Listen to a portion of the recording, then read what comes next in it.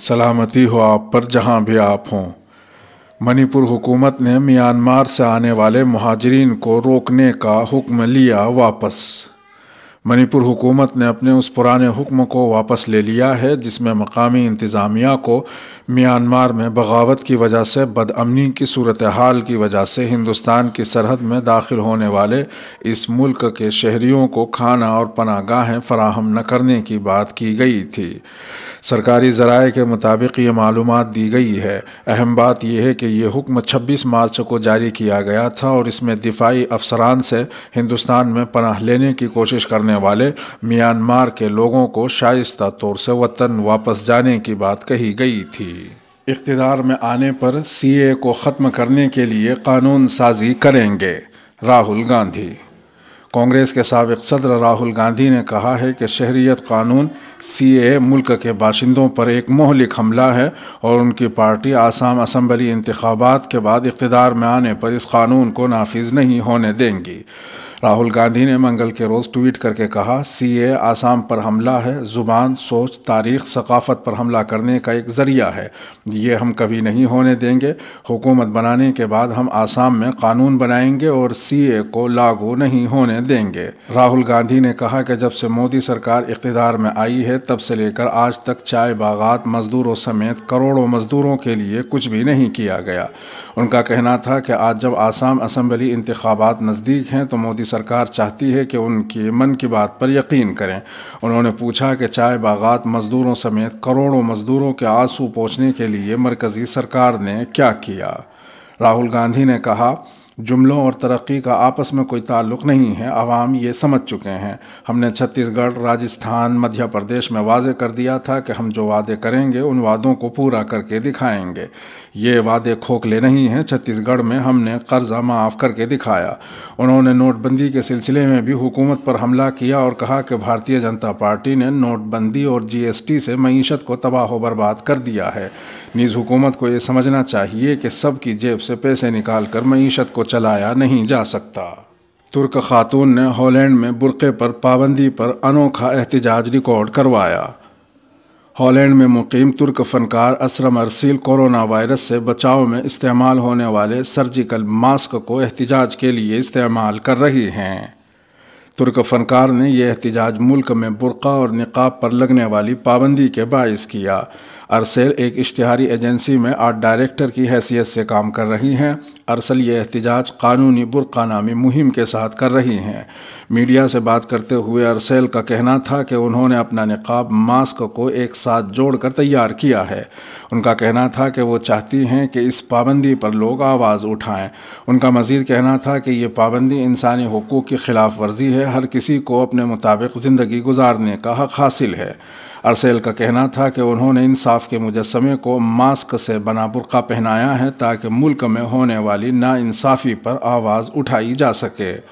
ان کا کہنا تھا کہ برقعے پر پابندی قانون کے ذریعے نسل پرستی کے مترادف ہے۔ انہوں نے کہا کہ عالمی سطح پر نسل پرستی کے خلاف جنگ لڑنا بہت ضروری ہو گیا ہے۔ واضح رہے کہ ہالینڈ میں برقعے پر پابندی اگست 2019 میں لاگو ہوئی تھی۔ سعودی عرب رمضان کے دوران میں کام کے سرکاری اوقات کار کا اعلان۔ سعودی عرب میں انسانی وسائل اور سماجی بہبود کے وزیر انجینئر احمد الراجحی نے رواں سال رمضان المبارک کے دوران کام کے سرکاری اوقات کار متعین کر دیے ہیں۔ رمضان میں کام کا دورانیہ 5 گھنٹے ہوگا۔ اوقات کار صبح 10 بجے سے سہ پہر 3 بجے تک ہوں گے۔ یہ بات گزشتہ روز جاری ہونے والے نوٹیفیکیشن میں بتائی گئی ہے۔ سعودی وزیر نے واضح کیا کہ کام کی جگہوں پر کورونا کی روک تھام کے لیے احتیاطی اقدامات اور حفاظتی تدابیر پر عمل جاری رہے گا۔ اس دوران گھر سے کام کرنے والوں کا تناسب 25% سے زیادہ نہیں ہوگا۔ سابق امریکی صدر براک اوباما کی دادی انتقال کر گئیں۔ سابق امریکی صدر براک اوباما کی سوتیلی دادی 99 برس کی عمر میں کینیا میں انتقال کر گئی ہیں۔ براک اوباما کے کینیا کے اہل خانہ نے ان کی دادی کے انتقال کی تصدیق کر دی ہے۔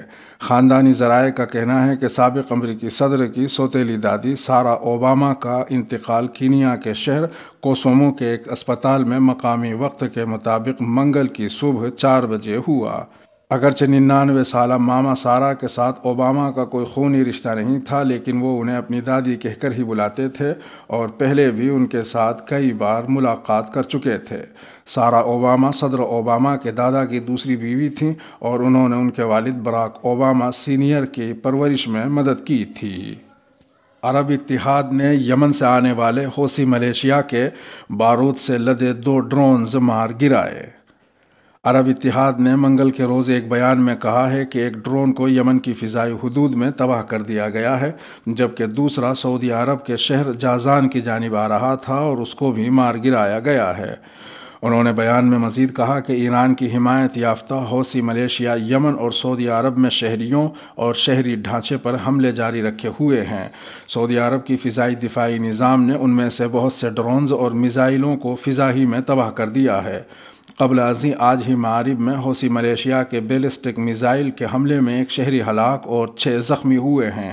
العربیہ کے ذرائع کے مطابق بیلسٹک میزائل شہری علاقے کے وسط میں گرا تھا۔ پاکستانی وزیر اعظم عمران خان کا انڈین وزیر اعظم مودی کو شکریہ کا جوابی خط۔ پاکستانی وزیر اعظم عمران خان نے چند روز قبل انڈین وزیر اعظم نریندر مودی کی جانب سے یوم پاکستان کے تہنیتی خط کا جواب دیا ہے، جس میں انہوں نے تنازع کشمیر کے حل کی اہمیت پر زور دیا ہے۔ حکومت پاکستان کے ذرائع نے سوشل میڈیا پر گردش کرنے والے اس خط کی تصدیق کر دی ہے۔ 29 مارچ کو لکھے گئے اس خط میں عمران خان نے انڈین وزیر اعظم کے خط کا شکریہ ادا کیا اور کہا کہ پاکستانی عوام بھی انڈیا سمیت تمام پڑوسیوں کے ساتھ پرامن اور باہمی تعاون پر مبنی تعلقات چاہتے ہیں۔ عمران خان نے مزید لکھا کہ ہمیں یقین ہے کہ جنوبی ایشیا میں پائیدار امن و استحکام انڈیا اور پاکستان کے درمیان تمام زیر التوا تنازعات کے حل سے ہی ممکن ہے، جس میں خصوصی طور پر جموں کشمیر کا تنازع شامل ہے۔ انہوں نے اس خط میں کووڈ-19 کی عالمی وبا کے خلاف انڈیا کے لوگوں کی کوششوں کے لیے بھی نیک تمناؤں کا اظہار کیا۔ واضح رہے کہ 23 مارچ کو انڈیا کے وزیر اعظم نریندر مودی نے پاکستانی وزیر اعظم عمران خان کو یوم پاکستان کی مبارکباد دیتے ہوئے کہا تھا کہ ایک پڑوسی ملک کے طور پر انڈیا پاکستان کے عوام کے ساتھ خوشگوار تعلقات چاہتا ہے۔ اسی طرح انڈیا کے صدر رام ناتھ کووند نے بھی پاکستان کے صدر عارف علوی کے نام ایک خط میں انہیں یوم پاکستان کے موقع کے حساب سے مبارکباد پیش کی تھی۔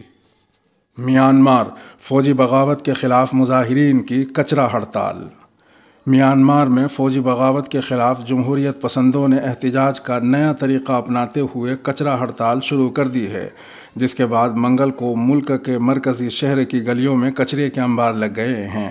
جنوب مشرقی ایشیائی ملک میانمار میں 1 فروری سے فوجی بغاوت کے خلاف جمہوریت پسندوں کا احتجاج جاری ہے، جبکہ سیکیورٹی فورسز کے کریک ڈاؤن میں اب تک 500 سے زیادہ افراد ہلاک ہو چکے ہیں۔ فوجی بغاوت کے خلاف اس احتجاج میں ایک نئی حکمت عملی اپناتے ہوئے مظاہرین نے سول نافرمانی کی تحریک تیز کرنے کی کوشش کی ہے۔ مظاہرین نے رہائشیوں کو کہا ہے کہ وہ سڑکوں چوراہوں پر کچرا رکھیں۔ خبر رساں ادارے رائٹرز کے مطابق سوشل میڈیا پر ایک پوسٹر پر لکھا گیا ہے کہ یہ کچرے کی ہڑتال فوج کے خلاف ایک ہڑتال ہے، ہر کوئی اس میں شامل ہو سکتا ہے۔ ہفتے کو فوج مخالف مظاہروں میں ہونے والی ہلاکتوں پر عالمی برادری نے مذمت کی ہے۔ سوشل میڈیا پلیٹ فارمز پر سامنے آنے والی تصاویر میں رنگون میں کچرے کے ڈھیر نظر آ رہے ہیں۔ بنگال اور آسام میں دوسرے مرحلے کے لیے انتخابی شور ہوا کم۔ مغربی بنگال اور آسام میں دوسرے مرحلے کے لیے انتخابی پرچار منگل شام 5 بجے رک گیا۔ دوسرے مرحلے کے لیے انتخابات کے آخری دن تمام جماعتوں کے رہنما انتخابی میدان میں رائے دہندگان کو مرغوب کرتے نظر آئے۔ دوسرے مرحلے میں نندی گرام سیٹ سب سے اہم ہے۔ اس سیٹ پر ٹی ایم سی سے سی ایم ممتا بنرجی اور بی جے پی سے شوبھیندو ادھیکاری کے درمیان سخت لڑائی ہے۔ دوسرے مرحلے میں بنگال کی 30 اور آسام کی 39 نشستوں پر جمعرات یعنی 1 اپریل کو ووٹ ڈالے جائیں گے۔ دوسرے مرحلے میں بنگال کی 30 اسمبلی نشستوں کے لیے 171 امیدوار میدان میں ہیں، جبکہ آسام کی 39 نشستوں کے لیے 345 امیدوار میدان میں ہیں۔ بنگال میں ٹی ایم سی کی ساکھ داؤ پر لگی ہے، جبکہ چیلنج آسام میں بی جے پی کے سامنے اپنی ساکھ کو برقرار رکھنا ہے۔ اس کے ساتھ ہی آج کا خبر نامہ یہیں پر ختم ہوتا ہے۔ برائے کرم ویڈیو کو لائک، کمنٹ اور چینل کو سبسکرائب فرمائیں۔ اپنے میزبان راہی حجازی کو دیجیے اجازت۔ سلامتی ہو آپ پر جہاں بھی آپ ہوں۔